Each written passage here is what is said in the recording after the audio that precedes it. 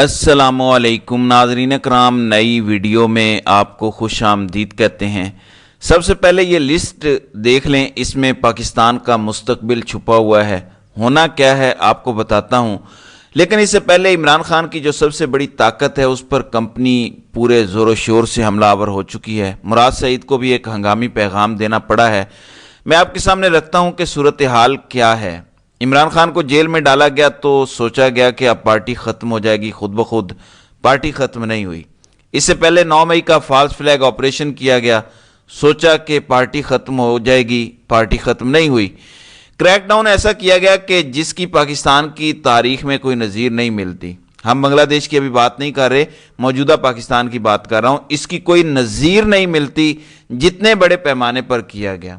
ہر چیز میں ناکامی کے بعد اب عمران خان کی سب سے بڑی طاقت پر یہ حملہ آور ہوئے ہیں۔ جی ہاں، سوشل میڈیا۔ سوشل میڈیا وہ طاقت ہے عمران خان کی کہ کمپنی سرکار اپنے تمام تر جبر اور طاقت کے باوجود گھٹنے ٹیکنے پر مجبور ہو گئی۔ یہ ان کی شکست تھی جس دن انہوں نے پاکستان میں ٹویٹر کو بند کیا۔ کبھی بھی اگر آپ مقابلہ نہ کر سکیں تبھی آپ وکٹیں اٹھا کے بھاگتے ہیں۔ کمپنی سرکار وکٹیں اٹھا کے بھاگ گئی جب انہوں نے ٹویٹر بند کیا۔ تحریک انصاف کی طاقت ہے سوشل میڈیا، اور ٹویٹر اس میں بہت بڑا کردار ادا کرتا ہے۔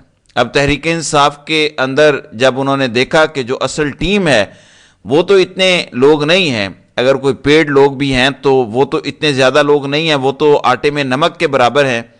اصل تحریک انصاف کی طاقت جب ان کے اپنے لوگوں نے تحریک انصاف کو قریب سے دیکھا، جو کچھ ٹروین ہارسز ہیں انہوں نے اندر سے دیکھا، تو پھر یہ نتیجہ نکلا، کیونکہ ان کو غلط معلومات دی جاتی تھی کہ دیکھیں پیسہ آتا ہے، فلاں آتا ہے، یہودی پیسہ آتا ہے۔ یہ ایکچولی اپنی بی ایس پر خود بھی بلیو کرتے ہیں۔ ان کو پتا چلا کہ اصل سٹرینگتھ والنٹیئرز ہیں جو کسی کے بھی سگے نہیں ہیں، وہ عمران خان کے ساتھ کھڑے ہیں، اور جو عمران خان کے نظریے پر آتا ہے اس کا دفاع کرتے ہیں، جو خلاف جاتا ہے اس کی بجا کے رکھ دیتے ہیں۔ ابھی ساری کشمکش میں اچانک ایک نئی ڈیولپمنٹ ہوتی ہے، اور شیر افضل مروت ایک ٹویٹ کے ذریعے بتاتے ہیں کہ وہ اپنی سوشل میڈیا ٹیم بنانے جا رہے ہیں۔ اس پر تحریک انصاف کے کچھ والنٹیئرز کہتے ہیں کہ تحریک انصاف کی آفیشیل ٹیم ہے اور والنٹیئرز اس کے ساتھ مل کے کام کر لیتے ہیں، تو اور ٹیم بنانے کی کیا ضرورت ہے؟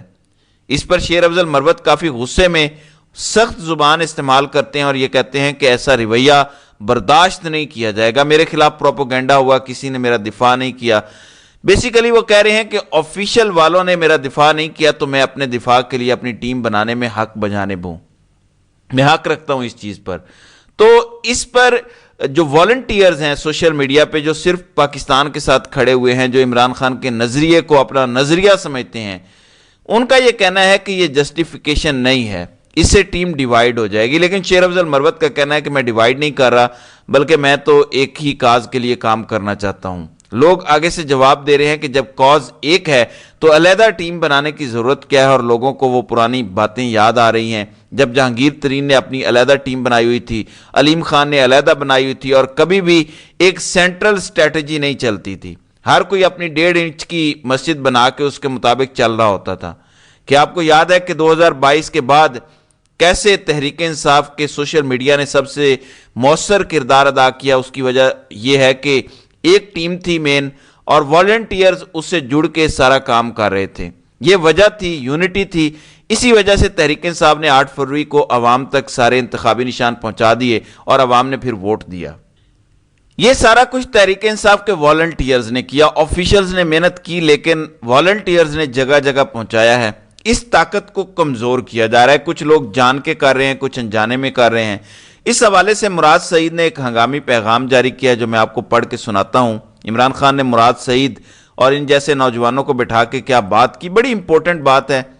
مراد سعید کہتے ہیں کہ یہ سال تھا 2011، تحریک انصاف کا سیاسی عروج شروع ہوا۔ پرانی سیاسی پارٹیوں میں سے موروثیت کے سبب قیادت کے ارتقاء کا عمل جمہوریت کا شکار تھا۔ پرانے نام جن کو جمہوریت کا چیمپئن بنا کے پیش کیا جاتا تھا حکمران خاندان بن گئے، اور اپنی حاکمیت قائم رکھنے کے لیے ہر قسم کی ڈیلوں کو جائز گرداننے لگے، تو نئی نسل کے لیے ان میں کوئی کشش نہ رہی۔ سیاسی بابے یہ بھانپ گئے کہ آنے والا وقت تحریک انصاف کا ہے، اور جو کہ الیکٹیبلز کا چلن ہے، जौक दर जौक बड़े बड़े नामों की शमूलियतें शुरू हो गई। कल तक जो इमरान खान का मजाक उड़ाते थे, उनकी पार्टी पर जुमले कसते थे, अब वो तहरीक इंसाफ के रहनुमा बन गए। तलबा सियासत से मरकज़ की सियासत में एक्टिव हुए। ये मेरा दूसरा साल था। ये मुराद सईद बता रहे हैं कि मेरा सिर्फ दूसरा साल था। ग्राउंड के वर्कर के साथ बड़ा करीबी और मजबूत रब्ता था। हमने तलबा सियासत तो बड़ी इनकलाबी एजेंडे पर की थी। अब जो ऐरे गहरे को अपनी पार्टी का करता धरता बनते देखा तो तिल मिला के रह जाते। बनता भी था, हमारी पार्टी हाईजैक हो रही थी और हमारी आंखों के सामने हो रही थी। खामोश कैसे रह सकते थे? हर मीटिंग में कभी किसी को चैलेंज कर रहे, कभी किसी को। खान साहब को एक की प्रोफाइल बता रहे, कभी दूसरे की। बहुत करीब था कि किसी दिन किसी को घेर कर पीट डालते या खुद ही पीट जाते। एक दिन खान साहब ने बिठाया और समझाया दो बातें। ये इमरान खान ने मुराद सईद को लेसन दिया आज से 10-12 साल पहले। उन्होंने कहा कि याद रखो, हर इंसान में खूबियां और खामियां दोनों होंगी। लोगों की स्ट्रेंथ को देखो, सिर्फ खामियों को नहीं। आपको अपने नजरिए, अपने मकसद के लिए कॉम्प्रोमाइज करना पड़ता है। ऐसे वक्त में अपनी अना और पसंद नापसंद को पसे पुष्ट डालकर लोगों की स्ट्रेंथ और वीकनेस कंपेयर करो। देखो कि आया वो तुम्हारे मकसद के हुसूल के लिए मुआविन साबित हो सकते हैं या उनकी कमजोरियां तुम्हारे कॉज को नुकसान पहुंचाएंगी। दूसरा, choose your battles. Her issue पर लड़ जाना, भिड़ जाना जरूरी नहीं है। यह बात वो बार बार और हमेशा करते हैं जब भी पार्टी लीडरशिप किसी नॉन इशू में उलझने लगती है, और यह अमूमन होता था क्योंकि दूसरे लोगों की तो सर्वाइवल की जंग थी। मुख्तलिफ प्रोपोगेंडों का सामना तो मुस्तकिल ही रहता है। तो वो क्रिकेट की टर्मिनोलॉजी इस्तेमाल करते थे, वेल लेफ्ट। यानी जरूरी नहीं कि हर बाल को खेला जाए। हमेशा अपनी नजर बड़े मकसद पर मरकूज रखने, अपने लिए एक टारगेट रखो और उस पर अपनी नजर मरकूज रखो, फोकस रखो। कोई भी डिस्ट्रैक्शन तुम्हें उस मकसद से ना हटा पाए। तहरीक इंसाफ पाकिस्तान की इकलौती सियासी जमात है जिसको अवाम ने खड़ा किया है, अवाम ने बनाया है। इसके वाली वारिस अवाम है। जो लोग यहां अपने जाती मफाद के लिए आए हैं वो वक्त के साथ साथ फिल्टर होते जाएंगे, खुद को एक्सपोज करते जाएंगे। जिन जिन का नजरिया हमसे अलाइन नहीं है वो खुद हमसे दूर हो जाएंगे। तुम अपना वक्त और एनर्जी उन पर बर्बाद करने की बजाय अपने मकसद पर फोकस रखो। ये सारी बात इमरान खान की है जो मुराद सईद को उन्होंने बताई। फिर मुराद सईद कहते हैं कि आज के हालात के तनाजुर में आपके लीडर की आज़ादी, आपके मैंडेट की वापसी, आपके वो अल्टीमेट गोल्स हैं जिनसे आपकी तवज्जो हटाने के लिए एक के बाद एक डिस्ट्रैक्शन तैयार की जा रही है। फैसला आपका है। आपने इमरान खान की बात मानकर अपनी नज़र मकसद पर रखनी है या अपने लीडर की हिदायत पर से पुष्ट डालकर उसके काज से हटना है। मैं आपको पूरी जिम्मेदारी से बता रहा हूं कि फैसला साज उनकी जिंदगी के हवाले से अपने मंसूबों पर अमल दरामद के लिए आपकी तवज्जो इमरान खान से हटने के मुंतजिर हैं। यह बड़ी गहरी बात है। जिस वक्त लोग ठंडे हो गए, जैसे ही लोगों की तवज्जो इमरान खान से हट गई, मंसूबा साज इमरान खान को जान से मारने से भी गुरेज नहीं करेंगे। ये मुराद सईद ने सारी कहानी इसलिए बताई है कि हर रोज कभी सोशल मीडिया पर कोई शोशा छोड़ा जाता है, कभी पार्टी की लड़ाई का बताया जाता है, कभी अलीमा खान की लड़ाई होगी, फलां की होगी, ये हो गया वो हो गया। ये सिर्फ डिस्ट्रैक्शंस हैं और आपने डिस्ट्रैक्ट नहीं होना, मकसद पर खड़े रहना है। यह है मुराद सईद का कहना। मैंने नाज़रीन इकराम आपको कहा था कि इस पेपर पर आपने ध्यान देना है। इसमें आपने डेट्स देखनी है। काजी साहब 5 सितंबर 2014 को सुप्रीम कोर्ट के चीफ जस्टिस लगे। 26 अक्टूबर 2024 को वो रिटायर हो रहे हैं। जब वो रिटायर होंगे तो अगले चीफ जस्टिस बनना है सैयद मंसूर अली शाह ने। वो रिटायर होंगे तो चीफ जस्टिस बनना है जस्टिस मुनीब अख्तर ने। अब ये डेट देखें, काजी साहब सुप्रीम कोर्ट में आए थे 2014 में और चीफ जस्टिस बने 2023 में। मैंने काजी साहब की फुर्तियां देख के पहले भी आपको बताया था कि काजी साहब का एक ही गोल है और वो गोल है उन्होंने एक्सटेंशन लेनी है। आपने देखा कि 28 तारीख को एक खबर आती है जियो पर कि चीफ जस्टिस ऑफ पाकिस्तान की मुद्दत मुलाजमत 3 साल करने पर गौर। अब मैं आपको बताता हूं कि 10 साल मंसूबा साजों का क्या है जो इस अब सामने आ गया है, जो इस एक्सटेंशन से जुड़ा हुआ है। सारे सिस्टम को स्मूथली चलाने के लिए काजी साहब और मंसूर अली शाह जरूरी हैं, लेकिन बीच में मुनीब अख्तर ना आ जाएं, उनको हटाना है, ये कांटा निकालना है। अब इसका इलाज दरियाफ्त हुआ है। इन्होंने जो मैं बताता हूं कि वो कैसे है। अब आईनी तरमीम ये पेश की जाएगी कि चीफ जस्टिस की मुद्दत मुलाजमत 3 साल की जा रही है। अब 2 किस्म की तरमीम हो सकती हैं, जिसमें एक ये और ये ज्यादा हकीकत के करीब है क्योंकि इसमें मुनीब अख्तर को निकालना आसान है।